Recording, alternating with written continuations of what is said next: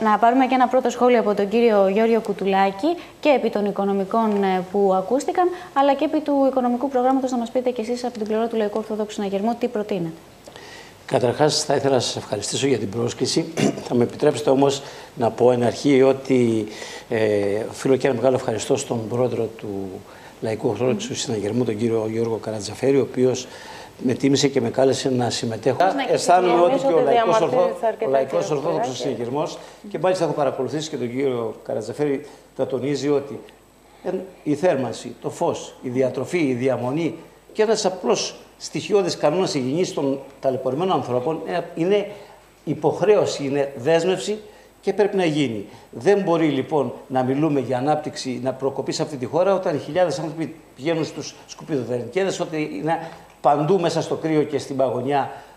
οι άστεγοι άνθρωποι, και όταν η περιφέρεια, τα χωριά είναι ερημωμένα στην εγκληματικότητα και στα στοιχεία της φύσης εγκαταλελειμμένα αυτή την ώρα που μιλάμε. Ο Λαϊκός Ορθόδοξος Συναγερμός, που εγώ είμαι νεοκόπος, είμαι καινούριος στο ψηφοδελτίο του, αλλά παρά τα αυτά όμως οφείλω να πω ότι έβαλε πλάτη στα δύσκολα χρόνια, βάλε πλάτη όταν θα έπρεπε να κυβερνηθεί αυτή η χώρα και το πλήρωσε με πάρα πολύ μεγάλη πολιτική εκλογική, αν θέλετε, ζημία. Και αυτό συνεχίζεται και σήμερα με την έννοια του ότι κάποιοι στους οποίους δεν ήταν αρεστή η παρουσία του συγκεκριμένου χώρου και του κύριου Καρατζαφέρη